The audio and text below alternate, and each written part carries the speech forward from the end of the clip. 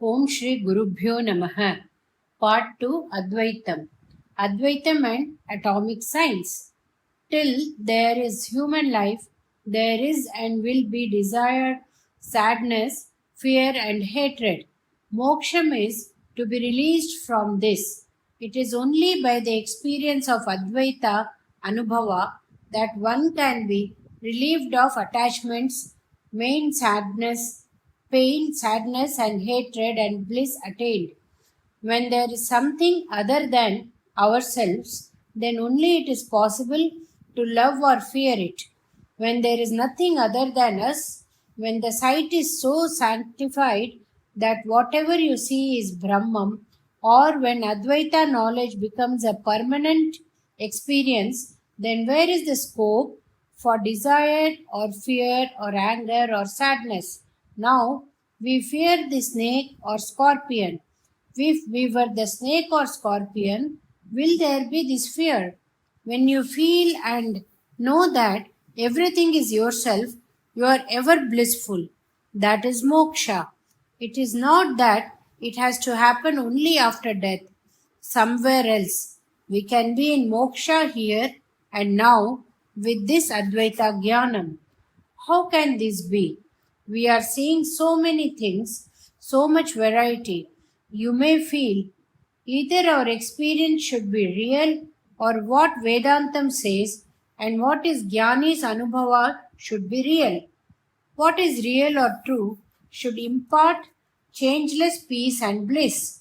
This peace and bliss is lacking in our life, whereas the Jnanis who are experiencing Advaita seem to be experiencing that bliss. We see so many things in dreams. When we wake up, what happens to all those things? Is not the dreamer the only one left behind? This universe is also a dream. When we wake up from this dream, when waking into the state of Jnanam without Maya, what is left is Brahman only. Though the seen world is multifarious, the fact that only one thing has become many is clearly and comprehensively established by the modern science. Some 60 or 70 years back, science used to hold that all the things in the world are made up of some 92 organic and inorganic elements.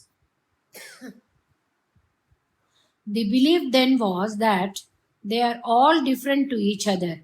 The knowledge of the atom has proved that all these elements are not totally different and that they are made up of the same energy.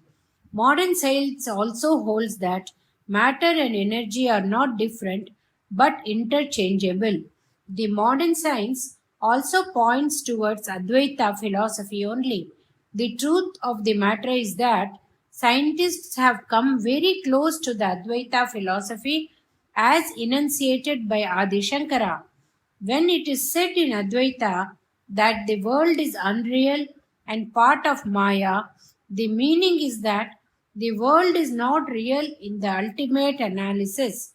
The world is true or real in a transactional sense, but its very being is based on Brahman only. This statement is not only as part of Advaita philosophy, but so held by the modern scientists also. They say that there is nothing absolute in this universe.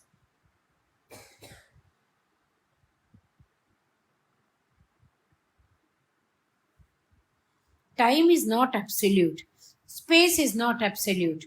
They hold that everything is only relative and not absolute except the absolute.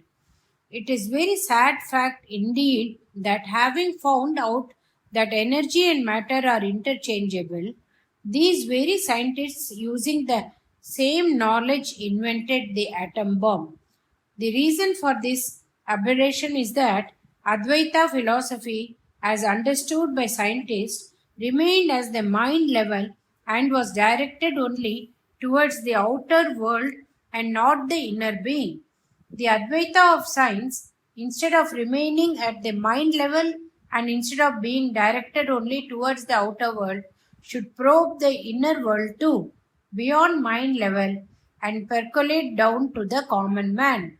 Then, the same science which was responsible for the creation of atom bomb and thereby for the destruction of humankind can pave the way for understanding that the entire humanity is one only. We were looking at the fact, despite one's intentions to control one's mind, we are not able to do so. It was mentioned that the reason for this is past inclinations of many lives lived in the past, known as Purva Karma. There are many in this world who have the belief that there is the only life we have. But Hindus believe in the theory of karma. This concept presupposes as an understanding of the concepts of sin and rebirth. One of the Nayanamars, Manikya Vasagar, in Shiva Puranam, as part of Tiruvasagam, says, I have lived many lives as grass, weed, worm, tree, as many animals, birds, snakes, as stones, humans, ghosts, ethereal beings as kings, saints, angels. I have gone through all sorts of life forms and am worn out in the bargain. Whether you accept these words or not, here let me give you a short analysis of the concept of karma with the request that whatever be your reservations, temporarily accept them as possibilities and go ahead in trying to understand what Periyawal has talked about as the reason for the human mind's proclivities. Sin. The idea of sin, papam, is based on morality and justice at one level. Christianity says, do unto others as you would like to be done unto yourself. Good. This is the basis for morality. Whatever may be your religion, at a level when you understand that you and others are essentially one and the same, will you do injustice to yourself? So sin is that what one commits due to ignorance or lack of understanding. Then punishment for sins is not forever, but only till genuine repentance and understanding or till the effect of the sin has been worked out. Ramana Maharshi says, when the giver understands that whatever he gives, he is giving to himself, how can he ever avoid giving? The corollary also holds good that you cannot hurt others, either as it will mean that you will be hurting yourself. Rebirth. The individual who thinks of himself or herself as a separate entity undergoes many transformations till realization. You wear this body as you would a dress. When the dress is dirty or worn out, we don't shed tears while changing dress. At a level of deep understanding, nothing is ever born and nothing is ever dead. In Tamil newspapers, the obituary column will contain the words Thotram and Maraivu for birth and death. That is exactly what it is and it means appearance and disappearance. Till each one of us comes to understand that his separateness is illusory and that his oneness with the totality is real, he or she keeps taking many life forms. Otherwise, how can you ever explain such phenomena as children being born with memory of past life and are already endowed with remarkable amount of intricate knowledge and expertise in various fields of science and arts? Karma. This is a Sanskrit word which actually means action as a noun, but it has come to stand for the whole network of one's action and their effect. The effects of one's actions are both good and bad. When we praise someone, someone else is going to feel let down. More than this, when you ban or discourage use of ivory, you are going to make many people suffer whose livelihood is completely dependent on making ivory inlay work in furniture. When you use chemicals in agriculture, you are going to be responsible for the killing of many life forms. Then, how about knowingly harming others for personal gains, racialism, regionalism, parochialism, nepotism, terrorism, and interventionism, and so on? There is no end to human suffering because of such narrow view of oneself, one's loyalty to a country or religion or race or creed. In the 60s of the 20th century, as most of the erstwhile colonialism all over the world was being seen of, US of A stepped in as though they were the policemen of the 21st century. During that time, finding it difficult to fight the Vietnamese, Cambodians, Laotians, and such in their native lands of rainforests, they brought their sophistication in modern technology and chemicals into play in what was known as defoliation. This was the cover name given for destruction of natural forests by spreading chemicals by hordes of planes from the air with squadrons of fighter aircrafts giving overhead protection. This, in fact, was one of the most despicable crimes against humanity and environment. In what decades later, millions of children would be born in those countries with congenital deformities. Similarly, we also do good deeds to others knowingly or unknowingly. There are many unsung do-gooders in this world. After all, the net good and the net bad has to balance. There is a beautiful poem in Tamil which says, if there is one good person in this village, for his sake there will be rain. The effects of these good and bad actions, knowingly or unknowingly, rendered somehow have to be and are accounted for. Some of these effects are fructifying in the short run and some in the long run. The total accumulation of such good and bad effects are called Sanchita Karma. Think of a bag full of tricks accumulated. Out of this, the portion that has to be experienced in one's lifetime is a prarabdha, meaning previously obtained. The balance, that is sanchita minus prarabdha, is equal to agami, that is to be experienced in your next life. From the moment we are born or very soon thereafter, we once again start accumulating good and bad effects. That is balance of prarabdha plus this life's harvest. So you will see that these are not static concepts but are flows. These flows are multidimensional concepts. The data collection, reporting procedure, accounting, data retrieval, and updating are all unimaginably seemingly complex but also quite simple.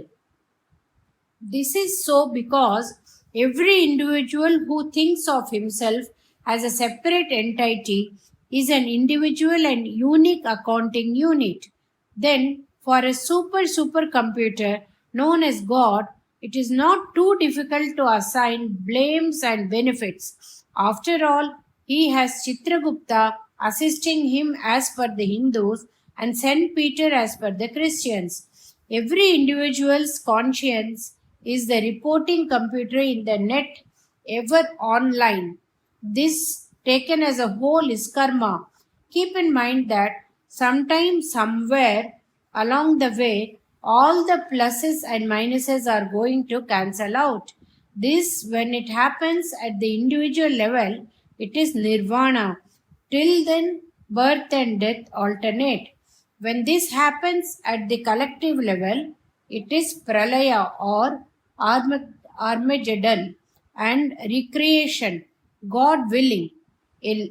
Last, let me add a rejoinder, please. All this is part of Maya, since our feeling of separateness from divinity is and will be imagined and never real. Way of removing dirt. When we see with jnana and awareness, whatever we see will be seen to be full of bliss. This bliss or anandam is endless. True knowledge shows everything to be blissful. Anandam is boundless. It is everywhere. So this jnanam or awareness is boundless and everywhere. Boundless and endless things cannot be two or many. So they are the same and identical. Anandam and awareness are identical. Upanishad says, Anando Brahmeti Vyajanat. Anandam is known to be Brahmam. Anandam, awareness, Brahmam, Atma are all one and the same. Since it is omnipresent and since it is all encompassing, Jiva or Atma or this individual self should also be the same. We see only with our eyes. We call something rose, something else we call as weed. When we see through the medium of awareness or jnanam, rose is bliss and so is the weed. Since we are not aware, we see one as rose and the other as something else. In reality, everything is bliss only. The reason for our inability to perceive properly is due to the fact that there is dirt in our minds and we lack the focus. When the mirror is shaking, the image cannot be seen properly. In addition to the shaking, if there is also dust, then the image will be far from reality. Since our minds are shaking, covered with dust and are out of focus, we never see the reality as being full of bliss. If you tell a mad person to hold a pen or a stick for 10 minutes, he cannot do it because he lacks the comprehension. We can do it, but we cannot hold on to a thought, even for a short time. This mind in no time will have 1,000 other thoughts running. We look down upon lunatics. Our own condition is no different. Till we can have control over the mind, we are also mad only. To the person who has this control over the mind, we will be seen to be or known to be raving mad. If our minds can be rid of the blemishes of shake and dust and lack of focus, then we could have concentration. With that concentration, called ekagrata or oneness of perception, truth will be seen. How to remove these blemishes? For us, the main blemish is this body and our identification with it. This is resultant of our past sins. How did we commit those sins? Starting with the wrong identification of thinking ourselves to be this body, we committed the sins by the body and mind. If you have to untie a knot, you have to go back the same way it is tied. Similarly, we have to take counteractions to offset the sins using the self same body. Let the hand which committed the sins of receiving give alms. Let the eyes which led you astray see the divine in temples, in others, and in every aspect of nature. Let the ears which heard unholy sounds be used for hearing the praise of the Lord. Let the mouth which uttered the unutterable be used for chanting the shlokas or spasms. Let the same body be used to remove the sins and thereby take you to divine jnanam and anandam. Parts and totality. In this solar system, there is only one sun. If you take some water and sprinkle it on a clean surface, so many droplets of water will be formed. The sun will be reflected in each droplet. Though each of them may look like a sun, there is only one sun. Though they look divided or replicated into many, the sun is only one. Similarly, in all the millions, zillions of life forms, the spark of life is the same one life. It is the reflection of one Brahman only.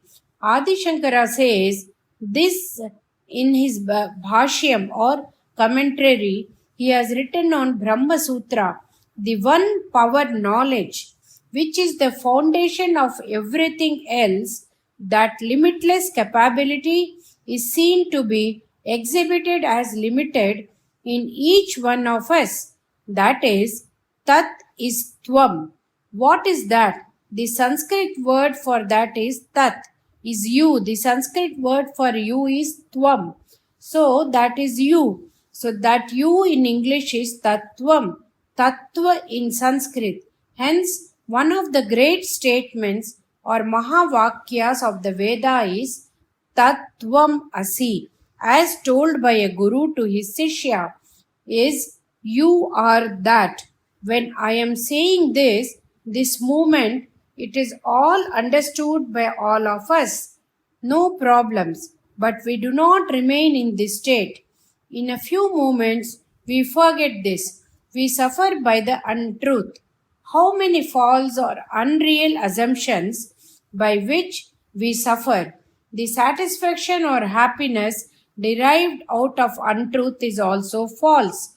That happiness derived from untruth also disappears in no time. To be happy always, we have to catch hold of the real. God is the only reality. We human beings should catch hold of Him as the only real being. We are separate as so many parts. When all these parts become one with the indivisible totality, we also lose our separateness and become one with the one, which is ever bliss. The undivided, indivisible is the only being existence. The partite is unreal and only a thought. The thought and dream are not permanent truths. To start with, we meditate on the God who is formless, indivisible, as with form and with qualities. Later, when with greater control and perfection that evolves out of practice, we dwell on the formless, sans aspects. There can be no conflict, fear, or sadness. This is the fruit that Adi Shankara has given us from the tree of Upanishads. Till we reach this stage of maturity, we have to go through the stages of being a bud, bloom, unripe fruit to total ripeness. Till then, we have to have the patience with ourselves and with the process of maturing. Or otherwise, you know what happens to the immature, unripe, not fully growns of this world. The Tamil poet Saint Vallalar Ramalinga Adigalar says in a song, not to fall from the tree while still being unripe. Till that level of maturity is reached, all the avenues of maturity should be kept open, such as japa, tapa, puja, chanting God's names, visit to the temples, visit to holy places, and so on. Then Tattvam is understood here and now. Om Shri Mahaperiyava Sharanam.